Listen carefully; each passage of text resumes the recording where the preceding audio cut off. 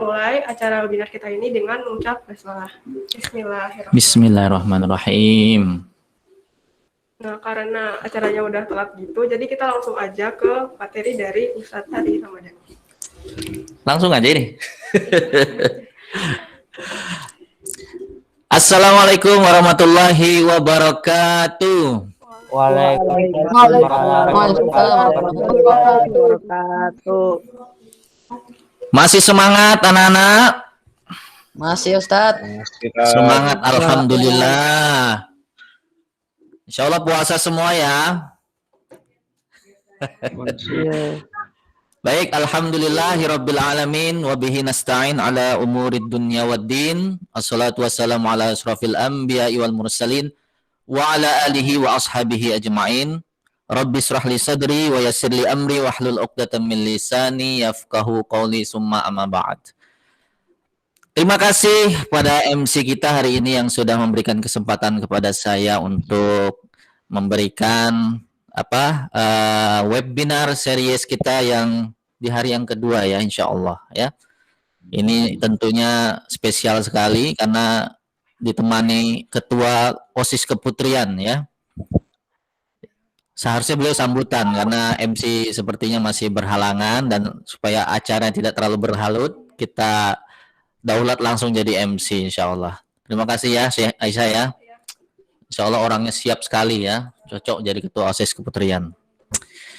Baik anak-anak sekalian, Ustadz Ustazah yang saya hormati, saya diminta untuk menyampaikan tema kali ini adalah tentang, saya menyebutnya untuk mengambil inspirasi dari surah Al-Fatihah ya. Tadi di awal selingan video, kalian sudah menyaksikan bagaimana cara membaca Al-Fatihah yang benar. Itu sebenarnya bisa kalian pelajari sekarang ini ya, di video YouTube banyak sekali beredar. Tapi di sesi kali ini, Ustaz tidak akan mengajarkan kalian bagaimana caranya membaca Al-Fatihah dengan kaidah tahsin atau tajwid yang baik dan benar. Tetapi ada yang lebih penting dari itu, yaitu bagaimana kita bisa mengambil inspirasi dari surah Al-Fatihah ini ya. Mengapa hal ini perlu disampaikan? Karena yang pertama, Al-Fatihah ini kan surah yang tentu kita sudah hafal ya kan. Ada yang belum hafal Al-Fatihah? Hafal kan? Oh, yang di studio hafal, insya Allah yang lain pasti hafal ya. Musibah kalau nggak hafal. Tentu itu yang hal pertama. Minimal 17 kali kita membaca Al-Fatihah setiap hari. Nah, yang jadi masalah adalah kalau kita sering membaca Al-Fatihah, tapi kadang-kadang kita nggak ngerti apa yang kita baca, itu yang jadi masalah. Allah menurunkan surah apalagi wajib dibaca pada saat sholat. Ini salah satu keistimewaan Al-Fatihah karena ya Al-Fatihah ini termasuk rukun wajib dalam sholat. Siapa yang tidak membaca Al-Fatihah maka sholatnya tidak sempurna ya, tidak sah. Bahkan kalau hanya sekedar membaca Al-Fatihah pun itu sholat itu sudah dianggap sah, walaupun belum sempurna. Itu istimewanya Al-Fatihah ya. Oke, Ustadz mau tidak berpanjang-panjang lebar karena ini hari Jumat, targetnya cuma 1 jam saja. Saya akan share dulu materinya supaya kalian bisa catat ya, karena nanti materi ini akan dikumpulkan juga. Oke, sebentar, Ustadz share dulu. Ini materi, nah sebenarnya catatan pribadi Ustadz ketika menyaksikan atau kuliah secara kuliah umum juga, dan kuliahnya itu 4 jam lebih nak. Jadi kalau slide-nya ini sekitar, ini sudah Ustadz ringkas ini, slide-nya itu jumlahnya sekitar 85, tapi nanti akan Ustadz skip saja yang kira-kira yang disampaikan yang pas aja deh ya, yang ringan-ringan aja. Kalau disampaikan semua takutnya kelengar kalian ntar mabuk. Insya Allah ya. Baik, kita awali dulu dengan baca A'udzubillahi minasyaitonirrajim. Bismillahirrahmanirrahim ya. Nah, yang pertama sebagai catatan dulu, kita sekedar pengetahuan buat kalian bahwa para ulama kita berbeda pendapat apakah Al-Fatihah itu diawali dengan Bismillah atau Alhamdulillah ya. Dan di Indonesia secara umum meyakini atau mengikuti mazhab Imam Syafi'i yang mengatakan bahwa Al-Fatihah itu diawali dengan Bismillah, ya. Nah, tapi kalau kalian ke Mekah atau ke Madinah, nanti kalian akan mendengar imamnya membaca langsung Alhamdulillahirabbil alamin, ya, karena sebagian besar mereka meyakini Al-Fatihah diawali dengan Alhamdulillah. Kalian boleh pilih mau pakai Bismillah silakan, Alhamdulillah juga boleh silakan, ya. Ustaz secara pribadi juga menggunakan Bismillahirrahmanirrahim ketika membaca atau memulai sholat, ya kan? Bismillahirrahmanirrahim. Nah, tapi di materi ini kita akan mengambil satu sudut pandang yang mengatakan bahwa Alhamdulillah Al-Fatihah itu diawali dengan Alhamdulillahirabbil alamin, ya. Ya. Ustaz Ferdi alhamdulillah sudah datang, ya. Nanti bisa membantu MC juga di sini nggak apa-apa. Ya. Dari Indonesia. Itu hal yang pertama yang harus kita tahu ya. Jadi Ustadz akan mengambil sudut pandang yang mengatakan, yang berpendapat bahwa Alhamdulillah itu adalah awal dari surah Al-Fatihah, ya. Dan kita semua sepakat Al-Fatihah ini 7 ayat, ya. Semua ulama sepakat Al-Fatihah itu 7 ayat, ya. Hanya yang perbedaannya adalah apakah ayat yang pertama itu Bismillah atau Alhamdulillah. Yang kedua, mengapa Ustadz mengambil Alhamdulillah yang pertama? Karena ini salah satu argumen yang dalil yang disampaikan mengapa Alhamdulillah itu yang pertama, karena ada hadis qudsi, ya. Hadis qudsi ini hadis yang kedudukannya lebih tinggi daripada hadis sahih, ya. Karena hadis ini adalah firman Allah Subhanahu wa taala, tapi kata-katanya atau narasinya itu dari lisan Rasulullah, ya. Berbeda dengan Quran. Kalau Quran itu firman Allah Subhanahu wa taala, tapi kata-katanya adalah kata-kata pilihan Allah, bukan kata-kata Nabi. Tapi kalau hadis qudsi, ini hadis firman Allah juga, tapi kata-katanya itu dinarasikan oleh Nabi SAW. Nah, kalau kita lihat di hadisnya ini, nah, kalau kalian perhatikan, hadisnya dimulai dengan kata Alhamdulillah, ya. Qasamtus sholata baini wa baina abdi. Aku membagi sholat ini antara aku dan hambaku. Di sini intinya salah satu keistimewaan surah Al-Fatihah, bahwa salah satu keistimewaan surah Al-Fatihah adalah bahwa kita ini adalah dialog antara Allah dengan Rabb-Nya. Dialog antara Rabb dengan hambanya, Allah dan hambanya. Siapa hambanya? Kita, ya. Jadi sebenarnya kalau sedang membaca Al-Fatihah itu kita sedang dialog, komunikasi. Kalau kita komunikasi dengan ya, kalau bicara dengan misalnya ya, orang-orang yang penting gitu ya, seneng nggak? Atau ketemu artis deh misalnya, Aisyah seneng nggak? Oh iya, yang diidolakan gitu misalnya kan, seneng kan? Nah, ini kita dialog sama Tuhan yang menciptakan kita, yang ngasih kita rizki, yang ngasih kita macam-macam kenikmatan. Tentu senang kan? Harusnya hadir perasaan itu, nak. Ya, inilah dialog kita dengan Allah Subhanahu Wa Taala. Maka sayang sekali kalau kita baca Al-Fatihah tapi nggak nyambung. Allah sedang ngajak dialog dengan kita, tapi kita nggak sadar, kita malah ke yang lain gitu pikiran-pikirannya, kan lucu gitu, kan aneh gitu. Nah, itu hal yang pertama, ya. Dan yang kedua, kalau kenapa Ustaz memulai Alhamdulillah, karena kalau membahas Bismillah dulu, nah ini memakan waktu 3 jam kurang lebih. Jadi habis deh waktu kita untuk membaca Bismillah saja, ya. Oke, kita langsung ke Alhamdulillah. Yang pertama, Alhamdulillah. Baik, Alhamdulillah kalau diterjemahkan artinya adalah segala puji atau segala pujian bagi Allah, ya, segala pujian bagi Allah. Nah, bahasa Arab tuh keren, nak. Kenapa? Karena bahasa Arab itu kalau Ustadz ibaratkan seperti kontainer gitu ya. Satu kata dalam bahasa Arab itu bisa menampung beragam macam informasi. Ya kan? Makanya Allah pilih Al-Quran itu turun dengan bahasa Arab. Karena salah satu hikmahnya adalah untuk menyampaikan banyak informasi supaya disampaikan dalam bahasa yang nggak begitu panjang, jelimet. Maka bahasa Arab ini salah satu model ya bahasa yang bisa dipakai, karena satu kata aja itu banyak sekali informasi yang bisa kita. Ini contohnya alhamdulillah. Alhamdulillah minimal ada 2 arti dalam satu kata ini. Apa 2 arti itu? Nah, ini 2 arti itu adalah memuji atau pujian, dan yang kedua adalah syukur. Ya, ini kerennya kata alhamdulillah. Alhamdulillah itu artinya kita memuji sekaligus bersyukur. Pertanyaan Ustadz, memuji dan bersyukur itu dua hal yang sama atau berbeda? Sama atau berbeda aktivitasnya? Beda ya kan? Ya, kapan Aisyah memuji? Pada saat kapan? Beda. Hah? Hah? Ya, misalnya apa? Memuji siapa gitu. Ini contoh nih. Kapan kita memuji ya? Ini contohnya kalau lagi naik gunung, wah, lihat gunung cantik kan? Apa yang bilang? Wow, keren. Ya kan? Artinya kalau lihat sesuatu yang indah kan? Apalagi kalau laki-laki nih lihat mobil keren ini. Mobil lewat di depan, zoom, kenceng. Wow, keren mobilnya. Itu kan aktivitas memuji ya kan?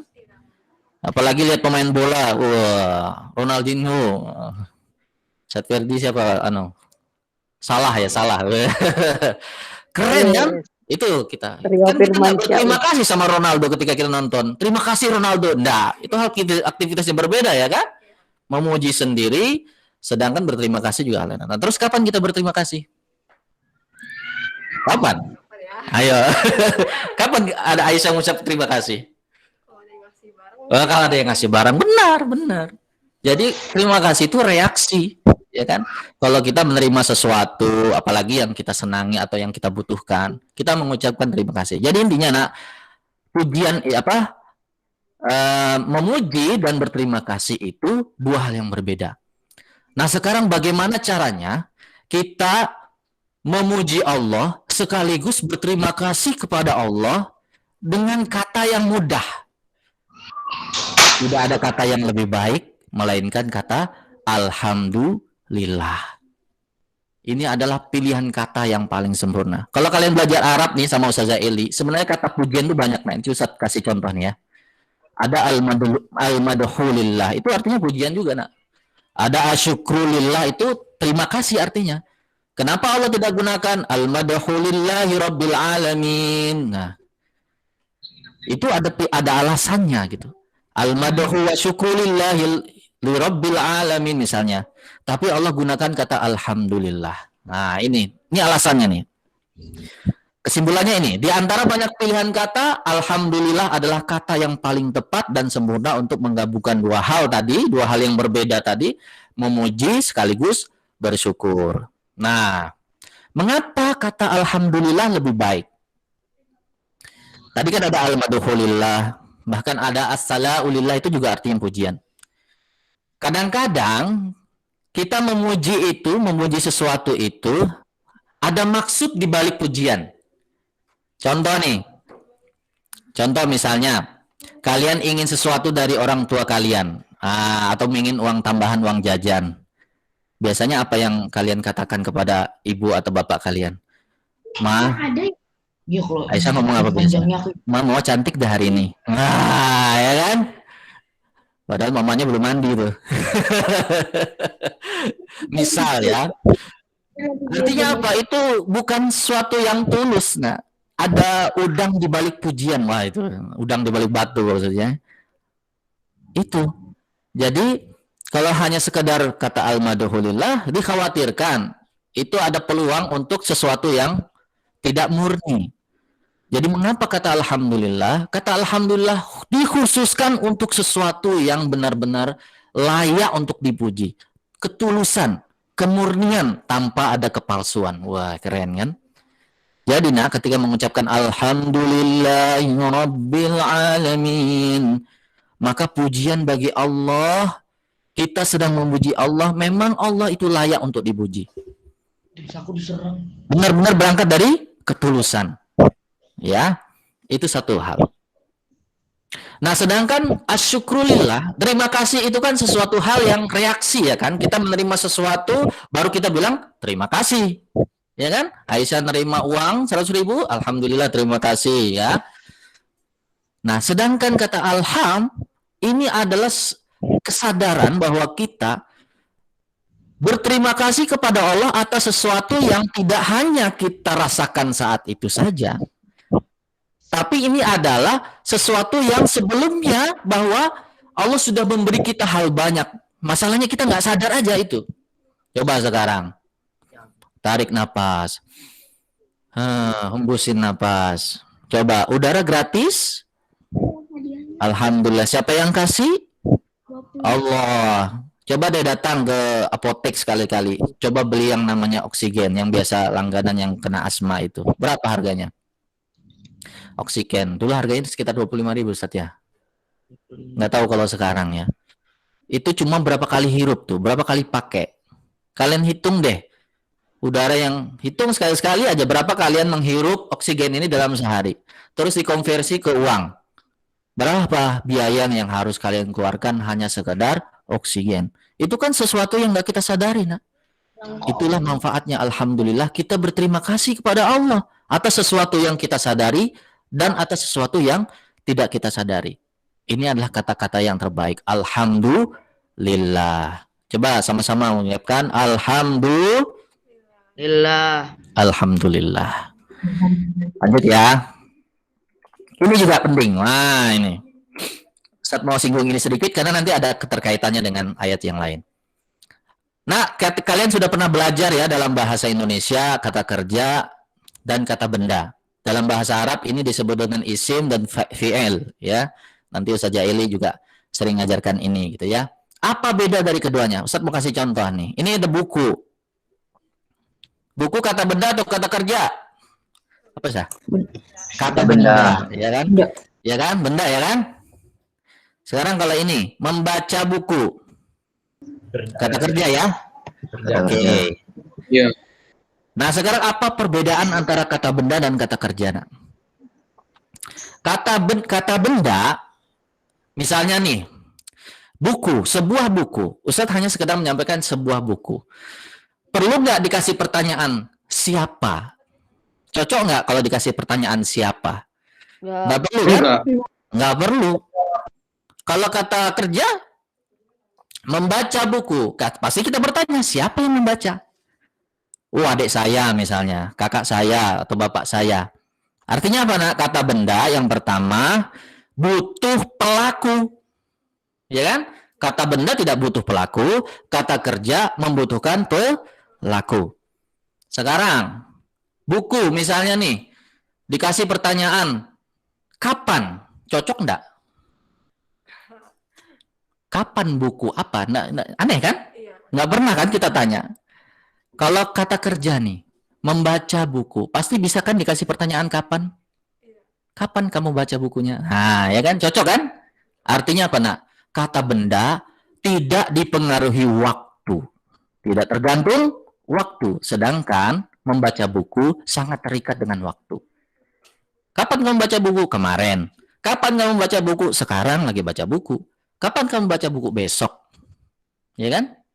Artinya terikat dengan waktu. Nah, ini kerennya kata alham. Kata alham, nak, itu adalah kata benda, isim dalam bahasa Arab. Dari kata benda saja kita bisa ambil beberapa pelajaran nih. Yang pertama, bahwa pujian dan syukur kepada Allah tidak dibatasi oleh waktu. Ya, itu yang pertama. Kalau katanya nahmaduhu, pernah dengar nahmaduhu? Ya, nahmaduhu wa nasta'inu, ini kata kerja. Nahmaduhu artinya saya, kami memujinya. Ahmaduhu, saya memujinya, ya kan? Tapi kata alham ini adalah kata benda. Artinya pujian dan syukur kepada Allah tidak dibatasi oleh waktu. Ya kan? Tidak tergantung oleh waktu. Mungkin kita saat ini memuji Allah 10 detik kemudian belum tentu, ya kan? Artinya Allah tidak tergantung waktu, pujian dan syukur kepadanya. Yang kedua, ini mengajarkan kita untuk rendah diri di hadapan Allah karena Allah tidak butuh siapapun untuk memujinya. Karena tadi apa? Kata benda tidak butuh pelaku. Artinya, nak, kamu muji Allah, bersyukur kepada Allah, itu tidak ada mengaruhnya sedikit pun sama Allah. Ya, Allah tidak butuh kalian. Tapi sebaliknya kitalah yang justru butuh kepada Allah. Ya, kamu walaupun seluruh manusia ini tidak memuji Allah semuanya, itu tidak akan mempengaruhi kemuliaan dan keagungan Allah sedikit pun. Allah tidak butuh makhluknya. Tapi justru kita yang butuh pada Allah. Alhamdulillah. Keren bahasa alhamdulillah ya. Lanjut. Ini baru alhamdulillah nih. Aduh, udah jam berapa ini? Makanya saya Ustaz tuh bingung, ini kalau disingkat 1 jam, aduh. Oh iya, enggak apa-apa. Ustaz lewat-lewat aja nanti ya. Mudah-mudahan ada kesempatan lain. Nah, ini enggak yang perlu disampaikan. Nih, bisa nggak kira-kira kalau diganti Alhamdulil Khaliq, Alhamdulil Rahman, Alhamdulil Jabbar, Alhamdulil Hakim? Kalau dalam bahasa Arab bisa saja, ya. Tapi kenapa Allah menggunakan kata Alhamdulillah? Ada nama Allah di situ. Penting nih. Ini perlu kita sampaikan juga. Yang pertama, ya pentingnya nama Allah di sini tentu kan kalau kita berkenalan, kita memberitahukan apa yang terlebih dahulu. Assalamualaikum, saya guru. Aneh kan? Aneh. Pasti apa yang dipertanyakan dulu? Nama. Assalamualaikum Ustadz, saya Ari. Ya kan? Saya seorang guru. Ah, ya kan? Nama baru profesi, ya kan? Kalau nanti aneh kalau ada yang memperkenalkan diri dia profesinya dulu gitu kan. Inilah pentingnya nama Allah di sini. Jadi Allah di sini sedang memperkenalkan dirinya kepada kita. Di surah ini. Di ayat ini, Alhamdulillah, nama Allah di situ disebutkan Allah. Coba nih misalkan tidak ada nama Allah di situ, diganti Alhamdulillahirabbil alamin. Alhamdulillahirabbil alamin. Coba nih, nggak ada nama Allah di sini. Kalau hanya sampai Rabb saja, nah maka akan terjadi kesalahpahaman tentang siapa itu Rabb. Karena banyak di dalam Al-Quran disebutkan orang yang mengaku Rabb. Siapa itu contohnya? Firaun. Di surah An-Nazi'at ya kan? Ana rabbukumul a'la. Saya adalah Tuhanmu. Rabbmu. Yang maha tinggi, kata dia. Jadi kalau tidak ada nama Allah, khawatir nanti disalahpahami. Maka nama Allah di sini sangat penting. Harus ada, ya. Nah, disinilah ketika Firaun mengutus para penyihirnya untuk bertarung dengan Nabi Musa alaihissalam ya, dan para penyihirnya mengeluarkan sihir-sihirnya, Nabi Musa tinggal melemparkan tongkatnya dan semua penyihirnya kalah. Lalu mereka bersujud ya, mengaku kalah dan mengatakan apa? Qalu amanna birabbil alamin. Perhatikan ayatnya. Yang pertama kali dikatakan amanna birabbil alamin. Kami beriman kepada Rob semesta alam atau Rob semua manusia. Firaun sedang menunggu nih, ya saya tahu. Lalu dikonfirmasi oleh mereka sendiri, Rabbi Musa wa Harun, ya, yaitu Robnya Musa dan Harun, bukan kamu Firaun, maaf. Ya, itu ayatnya ya. Itu subhanallah kalau kita mau gambaran bagaimana Allah mengisahkan sebuah kisah di dalam Al-Quran. Nah, jadi nama Allah ini penting. Lalu nih, yang ketiga, kenapa harus ada nama Allah di situ? Jika hanya deskripsi tentang Allah saja yang disebutkan, misalnya tadi seperti Alhamdulillahil Khaliq, Alhamdulillah Khaliq saja, tidak ada nama Allah, yang dikhawatirkan apa? Maka kita hanya memuji dan berterima kasih kepada Allah, hanya terbatas pada sifatnya sebagai pencipta saja. Ya kan? Alhamdulillah Jabbar, Alhamdulillah Rahman. Maka kita hanya terbatas sebagai sifatnya tertentu saja. Maka untuk berterima kasih, memuji kepada Allah yang merangkum semua sifat-sifat Allah yang kita tahu ataupun yang tidak kita tahu, maka kata yang paling tepat adalah nama Allah di situ. Alhamdulillah. Subhanallah, keren ya. Alhamdulillah ini baru. Rabbil Alamin, oke. Nah ini. Sekarang kita masuk ke Rabbil Alamin. Ustaz perlu sampaikan ini karena ini penting sekali penekanannya. Nah, Rabbil Alamin, mengapa di antara 99 namanya, ya kan nama Allah banyak ya kan, nama Allah banyak. Tetapi Allah memperkenalkan dulu diri. Setelah nama Allah, apa yang pertama? Rabb. Ini penting anak-anak sekalian. Ustaz mau kasih gambaran ya. Gambaran yang ringkas saja. Kalau Rabb itu minimal, ini minimal ya, minimal punya kualitas ini. Ya, minimal punya kualitas ini. Karena ada sebagian orang yang secara tidak sadar menganggap ada Rabb gitu. Bahkan manusia pun bisa mengaku Rabb ya kan? Nah, maka kita harus tahu kualifikasinya apa dulu. Nih, Rabb yang pertama disebut dengan Al-Malik, sang pemilik. Kecilin. Oh, kegedean. Wah, biasanya kekecilan suaranya. Rob adalah sang pemilik, al-malik. Si Aisyah punya barang-barang kan? Ya.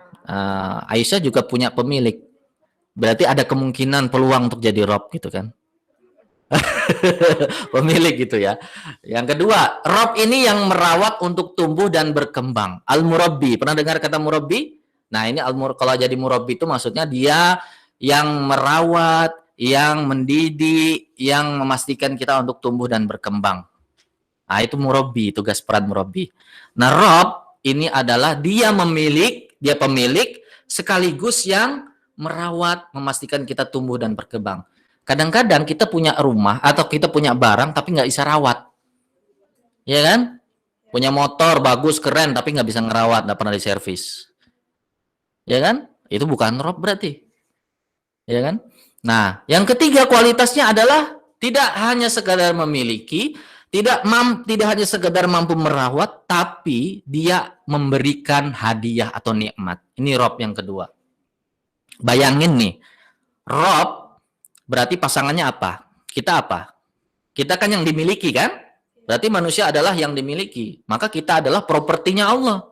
Berarti hubungan kita dengan Allah apa? Hamba ya kan? Sekarang kan sudah nggak ada zaman perbudakan ya kan? Coba kalau kalian lihat buku-buku sejarah zaman dahulu, ya manusia jadikan budak secara paksa ya kan? Ada nggak tuan pemilik budak tersebut yang memberi hadiah kepada budaknya dengan senang hati? Jarang, ya kan? Rob ini adalah orang yang memberikan hadiah. Sesuatu yang mungkin tidak hanya sekedar kita butuhkan, ya, melebihi apa yang kita butuhkan. Nah, yang keempat kualitasnya tidak hanya sekedar memiliki, merawat, tetap memberi nikmat, sekaligus ia memastikan tetap berdiri dan berfungsi. Wah, ini. Ia memastikan sesuatu yang memastikan tetap berfungsi dengan baik. Coba sekalian pegang. Ada yang masih punya jantung, dipegang jantungnya, rasakan sendiri jantungnya. Coba suruh jantungnya berhenti, mau enggak? Mati dong Ustaz. Siapa yang gerakin jantung coba? Kalau Allah berkeinginan untuk menghentikan jantung kita, mampu nggak Allah? Tentu mampu, karena dia pemilik kita, dia yang memiliki jantung. Dia yang memastikan ia tetap bergerak atau mati. Ya kan? Allah yang memutuskan semua. Ya, ini hebatnya Rob. Ya. Yang kelima, Rob yang memiliki kewenangan penuh. Nah, ya, dia tidak hanya sekedar pemilik yang merawat, memberi nikmat, memastikan ia tetap berfungsi, tetapi yang terakhir yang penting, ia memiliki kewenangan penuh. Kadang-kadang gini, presiden kan orang yang paling berkuasa ya di Indonesia ya kan? Tapi rumah Aisyah punya siapa? Nah, ini punya Aisyah. Punya presiden bukan? Bukan. Itu maksudnya ya. Jadi presiden itu memang berkuasa, punya otoritas. Tapi rumah tetap rumah saya, Ustadz. Bukan rumah presiden. Nah, iya. Benar. Maka Rob, kalau ditanya, Rob rumah Aisyah itu rumah Allah atau bukan? Punya Allah. Allah yang kasih atau Allah titip enggak? Iya. Ya tentu, siapa yang nggak mau ngaku itu punya saya bukan punya Allah, Ustaz. Nggak berani kita ngomong gitu kan. Ya. Termasuk apa yang kita miliki saat ini, tentu itu semua punya Allah. Propertinya Allah, kapanpun. Makanya jangan terlalu sombong kalau punya banyak harta, itu semua titipan. Ya kan? Ada pemilik aslinya. Siapa? Allah Subhanahu wa taala, Rabbul Alamin. Itu dari kata Rabb. Baru ayat berapa gini nih? Ayat pertama masih ya. Tolong diingatkan saya ini sudah jam berapa? Jangan-jangan kita cuma bisa sampai alhamdulillah aja, belum yang lain gitu. Nah, ini ya. Maka ini nak, ketika membaca alhamdulillahirabbil alamin, maka ini sebenarnya kita membangun hubungan spesial dengan Allah, bahwa Allah adalah Rabb dan hamba, kita adalah hambanya. Ya kan? Ini yang penting. Menerima Allah Azza wa Jalla sebagai Rabb dan menerima fakta bahwa diri kita adalah hambanya. Ini pelajaran yang paling penting. Alhamdulillahirabbil alamin. Oke. Jadi kalau ditanya apa kabar? Anak-anak apa kabar? Alhamdulillah. Alhamdulillah. Baik Ustaz. Baik, Ustaz. Ya, jadi kalau ditanya kabar itu alhamdulillah ya Ustadz, walaupun ini yang cukup nah, cukup alhamdulillah saja. Ya. Itu menunjukkan ketulusan kita. Maksudnya apa? Seburuk apapun keadaan saya yakin ada hikmah dan kebaikan untuk diri saya dan saya bersyukur atas itu. Ya. Ini pentingnya kata alhamdulillah. Jadi kalau sudah pakai alhamdulillah nggak perlu embel-embel yang lain, ya. Apalagi mengeluh gitu. Ya alhamdulillah ya, tapi ya walaupun bagaimanapun juga ya itu walaupun kemarin saya banyak musibah ya aduh tolong. Ya itu bukan alhamdulillah namanya ya. Baik, sekarang Ar-Rahman Ar-Rahim. Wah, ini keren banget ini. Aduh. Baik. Ar-Rahman Ar-Rahim artinya kalau kita baca terjemahan yang maha pengasih dan maha penyayang. Pengasih, penyayang. Apa bedanya pengasih sama penyayang? Kalau orang pengasih itu penyayang enggak? Iya juga. Bingung kadang-kadang ya kan? Apa bedanya? Dan kata-kata ini jarang kita pakai dalam keadaan sehari-hari ya kan? Tapi ini kata-katanya luar biasa. Nak. Pelajarannya banyak banget ya. Nah, ini yang pertama, Ar-Rahman Ar-Rahim tuh dua kata ini itu terambil dari akar kata yang sama. Sama, yaitu rahim. Rahim itu tempat janin yang tumbuh berkembang di dalam perut ibu. Kalau kita sebut apa? Rahim. Ya kan? Itu Allah kasih nama tuh khusus di rahim. Ini spesial buat ibu-ibu, ya. Kalau kalian bayangkan, kalian dulu pernah nggak bayangin dulu waktu di dalam kandungan ibu kalian, ya, yang laki-laki maupun yang perempuan, apa saja yang dilakukan oleh ibu kalian? Pernah kebayang enggak? Hah? Hebat banget kalau pernah kebayang. Ya kan? Kita nggak tahu apa-apa, ya kan? Ibu kita lagi kesusahan, bawa kita ke sana kemari, makan susah kadang-kadang, ya kan? Mau tidur susah, mau jalan aja juga berat. Bayangin kata Ustaz Sani kemarin bawa kelapa, ya diikat di dalam perut. Coba deh, ya. Berat. Tapi apa? Ibu kalian sayang nggak sama kalian? Tentu. Cinta nggak sama kalian? Wah, cinta banget. Ya kan? Peduli nggak sama kalian? Kalau nggak peduli kalian nggak bakal lahir. Ya kan? Dibiarin aja nggak terurus gitu. Itu buktinya bahwa kata rahim ini ada 3 unsur yang penting di sana: cinta, peduli, dan sayang. Nah, ingat ya, kalau dengar kata rahim atau Ar-Rahman Ar-Rahim, ada minimal 3 unsur di situ: cinta, sayang, dan pedulinya Allah kepada kita. Nah, sekarang apa sih bedanya Ar-Rahman? Apa bedanya Ar-Rahim? Nah, ini yang harus kita. Ini ada dari mana ini suara-suara? Tolong mic-nya ya, anak-anak. Oke. Ntar saya cek dulu nih suaranya ya. Oke, sudah ya. Terima kasih anak-anak, tolong di mute dulu ya. Nah. Yang pertama, apa perbedaan Ar-Rahman? Sekarang ingat, ada 3 hal yang ada pada Ar-Rahman. 1, Ar-Rahman ada tambahan an di belakang. 1, yang pertama dia sifatnya ekstrim atau suatu ungkapan yang berlebihan, ya. Misalnya nih, bahasa Arabnya lapar, ju' itu artinya lapar. Tapi kalau katanya jau'an, itu amat sangat lapar artinya. Ya, atasyan amat sangat haus. Ya kan? Jadi ungkapan yang berlebihan. Jadi kata-kata Ar-Rahman berarti unsur cinta, sayang, dan pedulinya itu adalah amat sangat luar biasa, melebihi apa yang kita bayangkan. Ya, kalau ibu kalian cinta dan sayang kepada kalian, maka cintanya Allah itu melebihi daripada seorang ibu yang mencintai bayinya atau anaknya. Itu satu hal. Yang kedua, Ar-Rahman itu adalah sesuatu yang terjadi saat ini, bahkan yang kita lewati, yang barusan kita lewati, ya kan?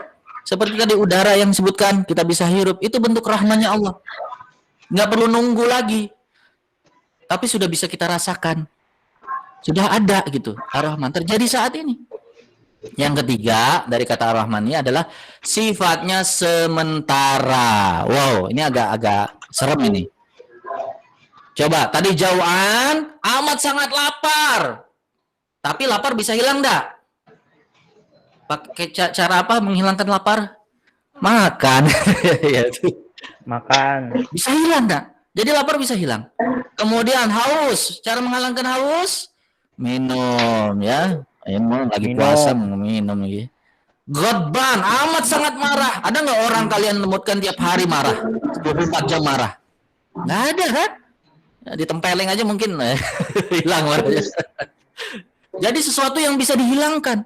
Jadi kata Ar-Rahman, cinta, sayang, dan kepeduliannya Allah kepada kita bisa dihilangkan. Wah, kayak apa cara menghilangkannya? Kan banyak orang bunuh diri.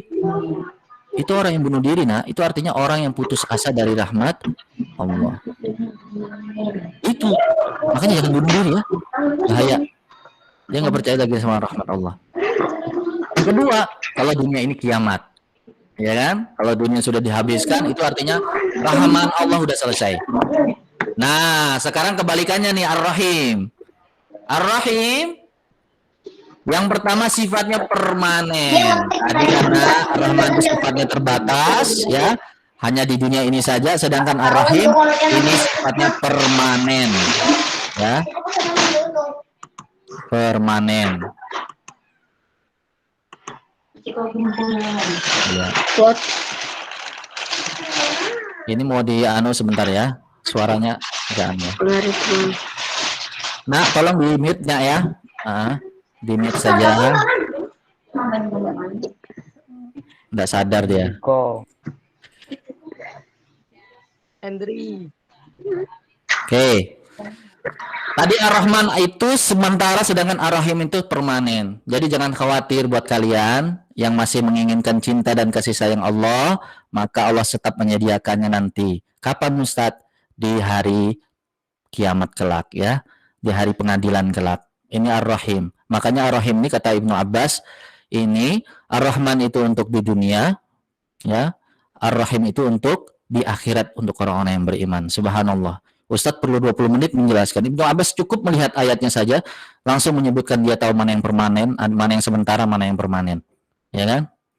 Yang kedua, sifat Ar-Rahim ini artinya tidak serta-merta kita lihat sekarang, ya. Tapi dia bentuknya kualitas. Misalnya nih, Ustaz kasih contoh.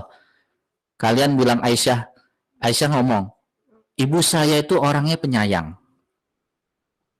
Ya kan? Ibu saya itu orangnya penyayang. Itu kan bukan artinya kalau saat ini ibunya saya Aisyah ini lagi penyayang, lagi nyayangi orang gitu kan. Enggak kan? Bukan berarti itu kan? Tapi itu kualitas. Mungkin Ibu Aisyah lagi tidur sekarang kan, nggak tahu kan. Nah, artinya itu kualitas yang dimiliki. Kita tahu bahwa Allah adalah Ar-Rahim, penyayang. Nanti akan kita rasakan kapan? Di hari kemudian kelak insya Allah. Makanya ada Ar-Rahman, Ar-Rahim. Oke. Kita skip lagi supaya tidak terlalu lama. Banyak hal ya. Tapi Ustadz terpaksa meningkat saja. Langsung ke Maliki Yaumiddin. Ya.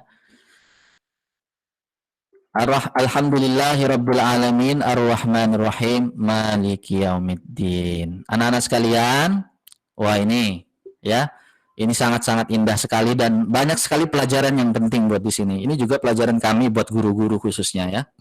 Atau kalian nanti yang suatu saat ingin mendidik menjadi seorang pendidik. Ada kisah nak. Ada seorang guru sekolah SD. Ya. Dia ditugaskan pertama kali untuk mengajar di sana. Dan teman-temannya, rekan-rekannya tahu ini anak kelas ini, kelas yang bakal dimasuki ini kelas yang agak susah untuk diatur, ya kan? Ya tahulah kayak apa anak-anak kelas, kalian pernah SD juga kan, ribut segala macam. Nah, sang guru ini ingin melakukan pendekatan yang agak berbeda dengan anak-anak. Akhirnya apa? Ketika dia masuk kelas, dia buka kelasnya tapi tidak dengan pelajaran. Apa yang dilakukan guru ini? Guru tersebut hanya bercerita, mendongeng, ya kan? Terus melakukan atraksi sulap, yang akhirnya suasana kelasnya jadi enak. Wah, anak-anak jadi suka. Sampai akhir pelajaran, ya. Anak-anak ketika selesai belajar, oke, sekarang Ustadz sudah cukupkan. Nanti ada guru lain yang ngomong, jangan Ustadz, jangan. Wah, saking senangnya anak-anak kan, saking sayangnya dengan Ustadz tadi karena nggak ada pelajaran. Ya, nah keesokan harinya guru tadi masuk lagi. Apa yang terjadi anak-anak?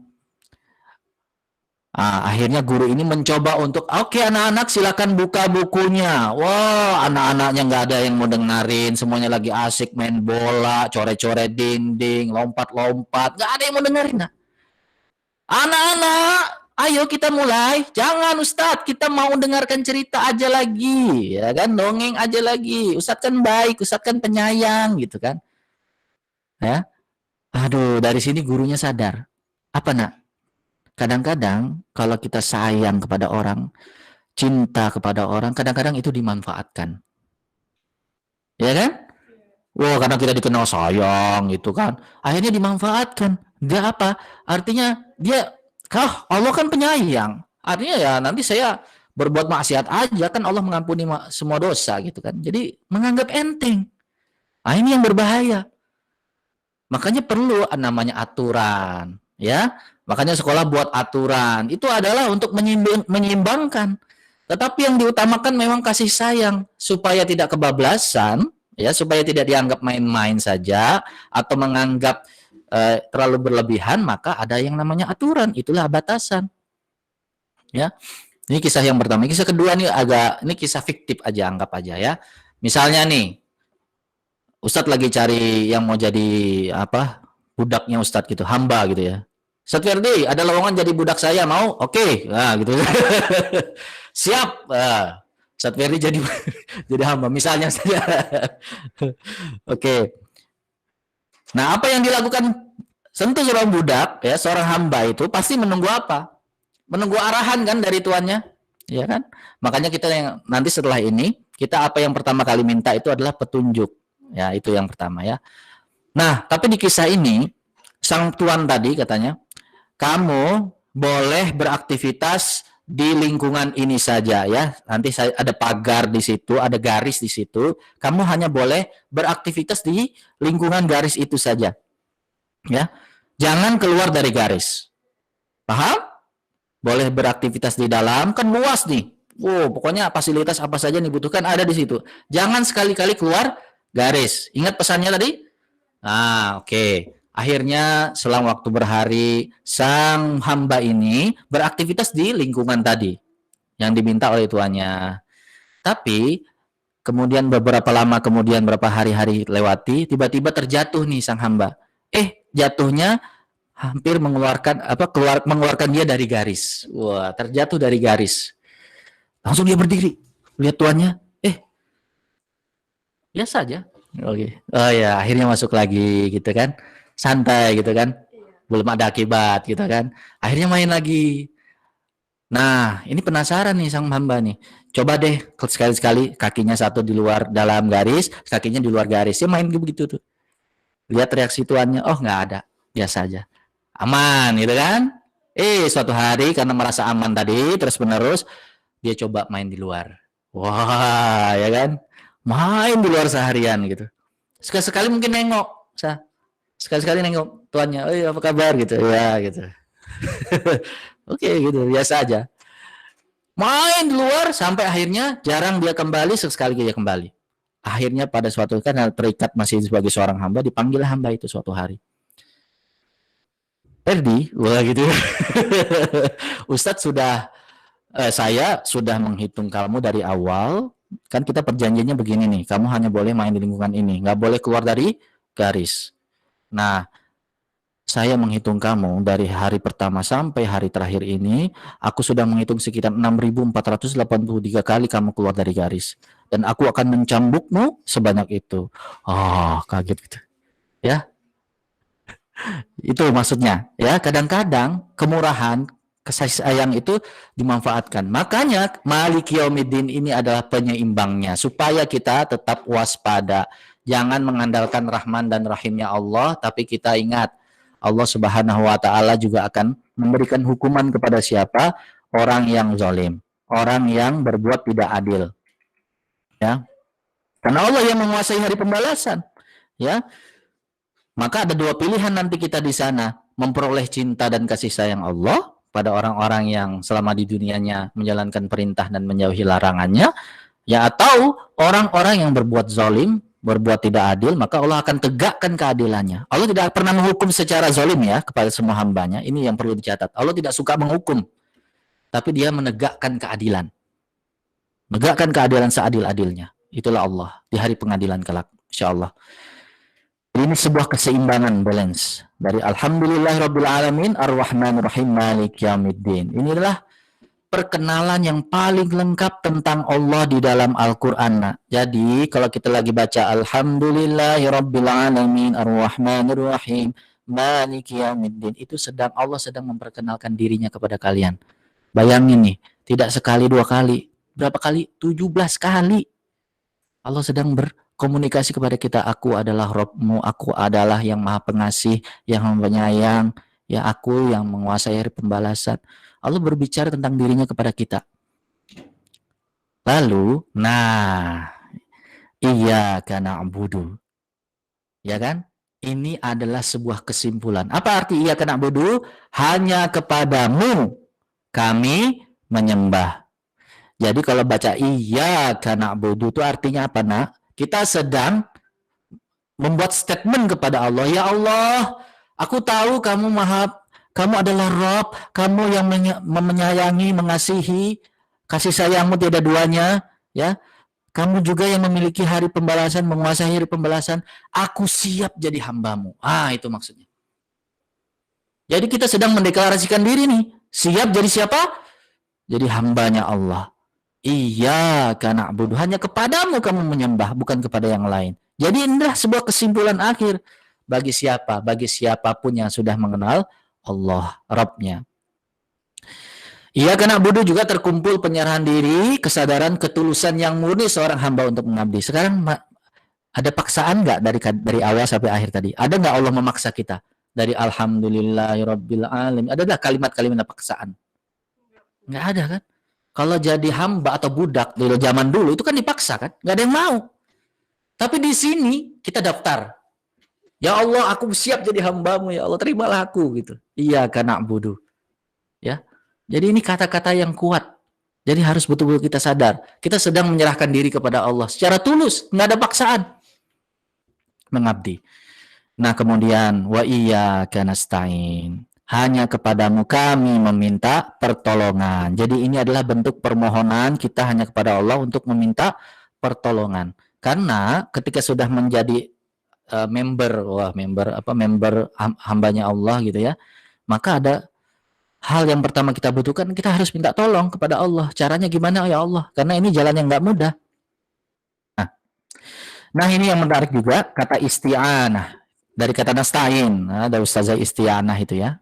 Isti'anah itu gini, maksudnya adalah, kan banyak ya dalam bahasa Arab itu kata minta pertolongan. Dalam bahasa Arab itu ada sa'adah, itu juga tolong artinya, ya kan? Nasrullah ya kan, pertolongan juga. Tapi kalau isti'anah ini maksudnya apa? Kita sudah mencoba untuk berusaha, tapi pekerjaan kita belum selesai, maka kita butuh pertolongan. Misalnya nih kita dalam perjalanan ya kan, ban lagi bocor, ya kan? Kemudian kita berusaha ganti ban, tapi keras gitu, nggak kuat, nggak berhasil, ya kan? Akhirnya ada orang lewat, kita minta tolong, itu namanya isti'anah. Jadi kita sudah berusaha dulu, baru kita minta tolong. Jadi dalam ayat ini, iyyaka na'budu wa iyyaka nasta'in, apa pesannya? Cobalah dulu berusaha untuk memperoleh pertolongan Allah, maka kita harus berusaha dulu. Jadi pertolongan itu akan datang. Jadi jangan nunggu-nunggu. Ya kan? Jangan menunggu. Perang Badar itu kan malaikat pertolongan Allah akan datang pada saat kapan? Pada saat sahabat lagi nunggu-nunggu di medan perang atau pada saat perang berlangsung? Ya, perang berlangsung ya kan? Baru pertolongan Allah datang. Itulah iyyaka na'budu, maka kalau ingin butuh pertolongan Allah, yang pertama adalah usaha dulu. Ya. Berusahalah untuk menjadi hambanya yang baik, maka pertolongan Allah yang datang. Nah, lanjut. Agak cepat. Ini sekitar 15 menit lagi insyaallah ya. Kemudian ihdinas siratal mustaqim. Apa bentuk pertolongan Allah kepada kita yang pertama? Yaitu kata ihdina siratal mustaqim. Petunjuk, ya Allah berikanlah kepada kami petunjuk. Ini nak gambarannya nak. Kalau kalian lagi berjalan, jalan perjalanan jauh, ya kan? Tiba-tiba tersesat. Aisyah kalau tersesat yang paling dibutuhkan apa, Aisyah? Lagi jalan jauh nih, tiba-tiba tersesat. Arahnya mau kemana gitu nggak tahu. Ini kalau dibiarkan, wah bisa mati kelaparan kita nih. Apa yang dibutuhkan? Nasi, kue, atau minuman dulu, atau apa? Air. Tapi itu menyelesaikan masalah enggak? Jadi yang dibutuhkan apa, nak? Petunjuk. Ya kan? Ya kan? Minum, makan mungkin sementara, ya, tapi itu menyelesaikan masalah. Yang kita paling butuhkan adalah petunjuk. Maka ihdinas siratal mustaqim ini adalah permintaan atau pertolongan Allah kepada kita bahwa Allah berikan kita petunjuk. Dan petunjuk itu sudah ada, nak, sudah hadir.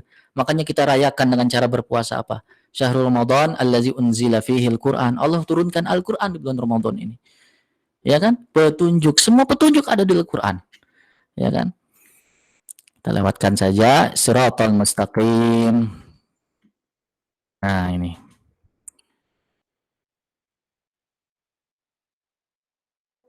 Oke. Nah, ini. Kita lewatkan. Nah, setelah kita meminta petunjuk, tentu perjalanan ini kan nggak mudah. Pasti ada tantangan, apalagi as-siratal mustaqim itu perjalanan yang panjang dan berbahaya. Ya kan? Panjang dan cukup berbahaya. Maka kita butuh yang namanya role model. Ya kan? Contoh. Siratal ladzina an'amta alaihim. Maka inilah permintaan kita kepada Allah. Ya Allah, yaitu jalan yang orang-orang yang telah engkau berikan nikmat kepadanya. Ya kan? Artinya apa? Kita butuh role model dalam menjalankan perjalanan ini. Makanya nak, kalau kalian misalnya nih belajar ke sekolah, kalian minta nasihat kepada siapa nih kalau mau sukses belajar di Cordova? Kepada teman sekelas atau kepada alumni? Yang paling cocok? Aisyah? Ya alumni lah. Ya kan? Teman sekelas kan masih sama-sama berjuang gitu kan. Kita minta sama alumni, orang-orang yang sudah sukses. Makanya di dalam Al-Qur'an itu penuh dengan kisah-kisah orang-orang terdahulu, para nabi, ya, para orang-orang pilihan yang memang Allah titipkan, taruh di dalam Al-Qur'an untuk kita pelajari. Maka kalau mau sukses, pelajari semua orang-orang baik yang Allah telah beri anugerah. Pelajari tentang Nabi Nuh, pelajari tentang Nabi Ibrahim, pelajari tentang Nabi Adam. Bahkan yang bukan nabi pun Allah sebutkan di situ. Ashabul Kahf, ya kan? Para pemuda Al-Kahfi, bukan nabi, bukan rasul. Luqmanul Hakim. Banyak tuh orang-orang di situ. Itu role model yang kita pelajari. Ya kan? Maka karena mereka ini sudah dapat testimoni dari Allah sendiri dan jadikan Al-Qur'an untuk kita pelajari. Nggak perlu cari yang lain, ya. Yang para salafus saleh itu juga orang-orang yang sedang mempelajari Al-Qur'an. Kita perlu juga belajar dengan dia. Ya kan? Itu inspirasi. Nah, jadi ini permintaan kita kepada Allah untuk cari contoh. Nah, yang kedua yang perlu kita waspadai juga, ghairil maghdubi alaihim waladdallin. Wah, sudah terakhir ini, alhamdulillah. Ghairil maghdubi alaihim, ya Allah, bukan jalan orang-orang yang engkau murkai. Perhatikan dulu terjemahnya, bukan jalan-jalan yang dimurkai atas mereka dan juga bukan orang-orang yang tersesat. Ya. Ghairil maghdubi alaihim. Jadi, apa maksudnya nak ketika kita baca ini? Maksudnya yang pertama adalah kita juga butuh pengetahuan tentang orang-orang yang gagal. Ya kan? Kita perlu nih, ya Allah, ini kan kita tahu orang-orang yang terdahulu itu seperti apa. Makanya di dalam Al-Qur'an perlu dengan kisah-kisah juga orang-orang yang gagal dalam menjalani kehidupan ini. Contoh Firaun, ya. Pelajari tentang Firaun, kenapa ia dijadikan orang yang gagal. Jangan jadikan contoh sukses, bukan. Kita pelajari Firaun supaya kita jangan seperti Firaun, ya kan? Pelajari tentang kaum Bani Israel, ya kan? Kenapa Allah sampai mengatakan Rasulullah SAW dalam hadisnya, apa maghdub itu ditujukan kepada siapa? Yahudi. Tapi bukan berarti Yahudi tetangga kita, agama Yahudi lalu kita ini tetangga kita al-maghdub gitu. Bukan berarti begitu ya. Maksudnya contoh, kalau mau tahu siapa al-maghdub ini, pelajari Bani Israel di dalam Al-Qur'an. Seperti apa? Ternyata kalau kita tahu, pelajari kenapa disebut al-maghdub? Orang-orang yang dimurkai karena ini, ya. Nah ini kita harus tahu juga apa itu al-maghdub ad-dhalin ya. Nih sebentar. Perbedaannya. Nah,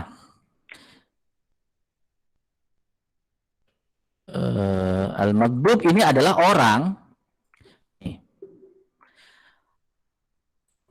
di dalam Al-Quran makin bahwa mereka adalah orang-orang yang berpengetahuan dalam agama, tapi apa pengetahuannya tuh nggak dipakai, nggak dipraktekin. Ini orang-orang Yahudi yang bikin Allah murka, malaikat murka, manusia-manusia di muka murka, ya dimurkai, ya. Kenapa? Dia punya pengetahuan tapi tidak mau melaksanakan. Nah sekarang pertanyaannya, ada nggak orang Islam begitu? Ayo, punya pengetahuan nih. Oh sudah dikasih tahu, sholat benar ya kan? Sholat ini wajib, tapi apa? Nggak mau dilakukan. Kira-kira ada peluang nggak jadi al-maghdub? Masih ada peluang, ya kan? Al-maghdub bukan hanya untuk milik Bani Israel saja. Kita juga bisa berpeluang kena, ya. Maka harus hati-hati. Yang kedua, ya, ad-dhalin ini adalah orang yang pengetahuannya keliru. Akibatnya apa? Perbuatannya juga keliru. Jadi nggak punya pengetahuan sama sekali. Makanya Rasulullah mengatakan ini Nasara, orang-orang Nasrani. Kalau kalian lihat orang-orang Nasrani, kalian ajak debat dengan Injil mereka sendiri, nggak bisa melawan mereka, kalah argumen, ya kan? Tuhan itu tiga, tiga itu satu, ya kan? Trinitas segala macam itu bisa diruntuhkan, nah. Tapi mereka nggak bisa diajak debat itu. Mereka hanya mengandalkan pendekatannya apa yang dilakukan hati. Artinya apa? Perbuatannya jadi keliru semua. Ini juga nggak benar, ya kan? Makanya jadi orang jangan sekedar ikut-ikutan saja. Ya, ini yang besar. Maka ini rumusnya. Jadi di Al-Fatihah ini kita dapat rumus ini. Bahwa di dalam Al-Fatihah kita yang pertama diajarkan. Ini misalnya rumus A sama dengan ilmu. Ya, B sama dengan perbuatan. A plus B, iya kena berdua, iya kena stain. Maka kita jalan yang lurus, jalan yang seimbang. Kalau kita punya ilmu, kemudian kita laksanakan berdasarkan ilmu yang kita miliki, maka kita termasuk orang yang siratal mustaqim. Tapi, lihat, A punya ilmu, tapi minus B, nggak mau dilakukan, maka dia termasuk al-maghdubi alaihim. Ya kan? Mau? Jadi al-maghdubi alaihim? Nauzubillah ya, enggak ya. Kemudian, dia punya B, tapi nggak punya A. Ya, nggak punya ilmu ad-dhalin, sesat deh. Seperti kaum Nasrani, ya. Nauzubillah. Inilah pelajaran penting dari surah Al-Fatihah yang bisa Ustaz sampaikan pada kesempatan kali ini, nak. Banyak ya, wah, ini selesainya nggak perlu ini. Coba lihat ini struktur ya. Kalau kita lihat secara struktur, luar biasa indah nih, nak. Ustaz sengaja kasih warna supaya kalian bisa bedakan. Ini adalah ilmu yang tadi Ustaz bilang. Berdasarkan ilmu kita ambil keputusan. Apa perbuatan kita, kemudian kita minta tolong supaya ini adalah ini dari Allah, ini dari kita, ya. Cara Allah berkomunikasi dengan kita setiap hari minimal 17 kali, subhanallah.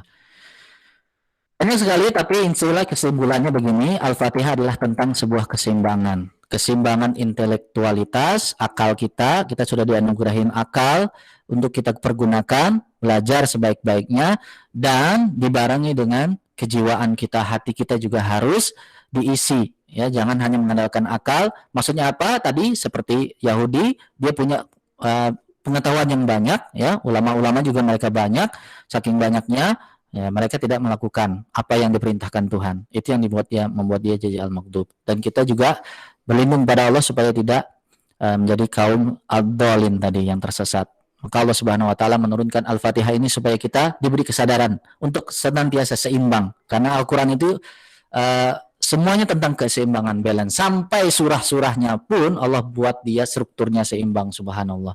Barakallahu li wa lakum fil Qur'anil Karim wa nafa'ani wa iyyakum bima fihi minal ayati wa zikril hakim. Ustaz kembalikan kepada MC Aisyah. Terima kasih. Assalamualaikum warahmatullahi wabarakatuh.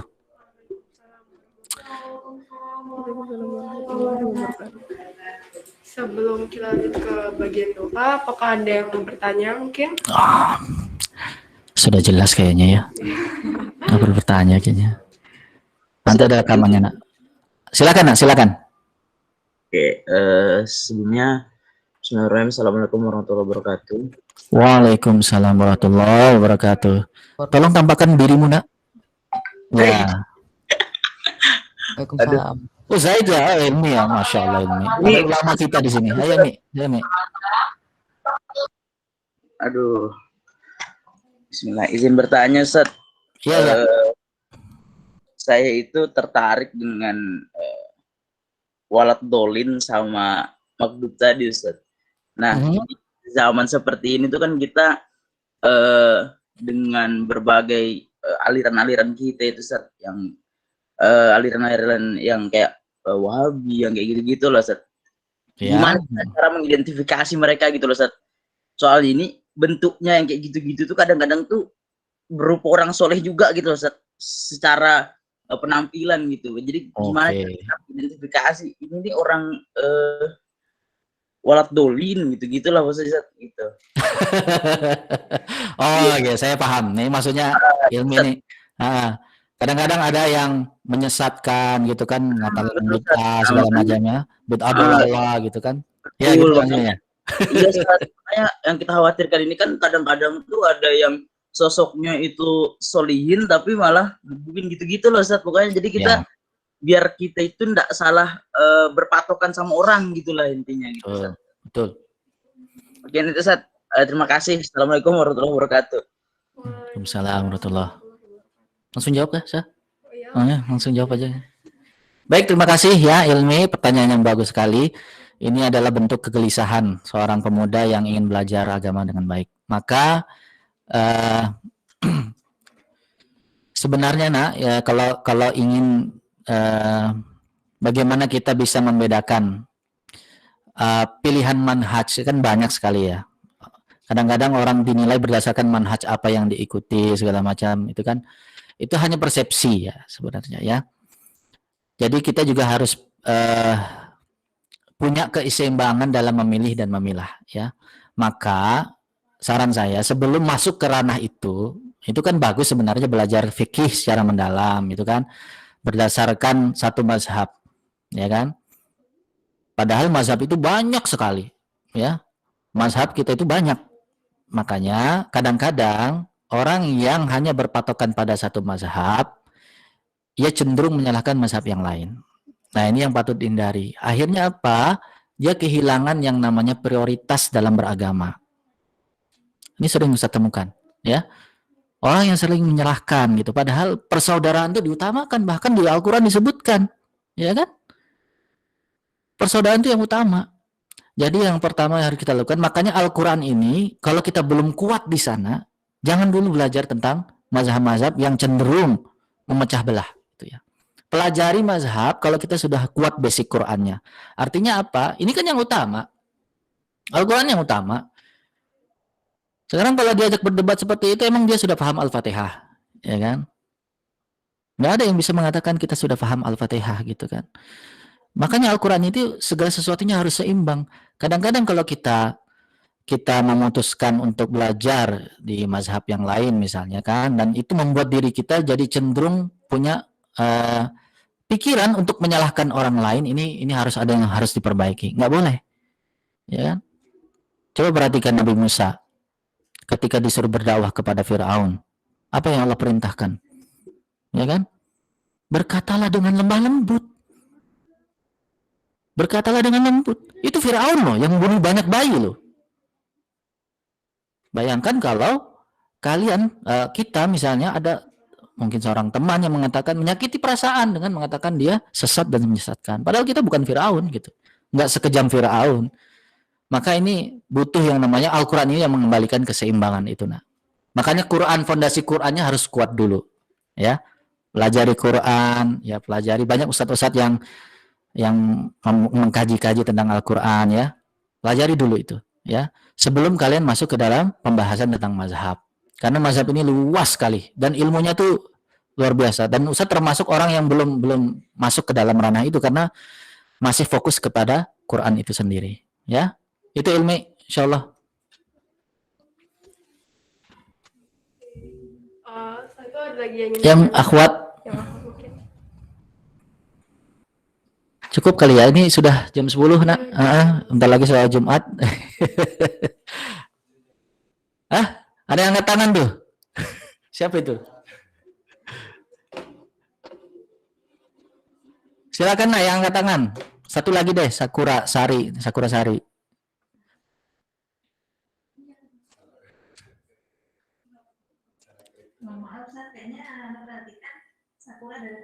Oh, dari tadi angkat tangan. Ya, enggak apa-apa sudah ya. Ilmi, gimana Ilmi? Ya Ustaz, alhamdulillah sudah cukup sih Ustaz, sudah cukup Ya. jelas. Alhamdulillah. Makasih Ustaz jawabannya Ustaz. Insyaallah ya. Oke, cukup mungkin ya.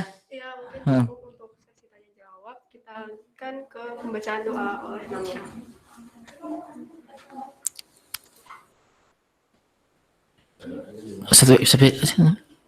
Ayo. Pakai mic terbang.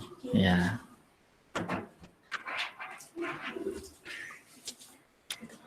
Pakai anaknya, mic terbang. Ya, nyalakan.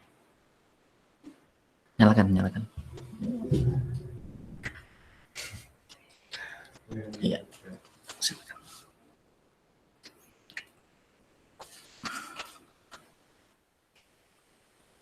Assalamualaikum warahmatullahi wabarakatuh. Waalaikumsalam. Waalaikumsalam warahmatullahi wabarakatuh. Teman-teman serta para hadirin sekalian, marilah kita tundukkan kepala sejenak bermunajat kepada Allah.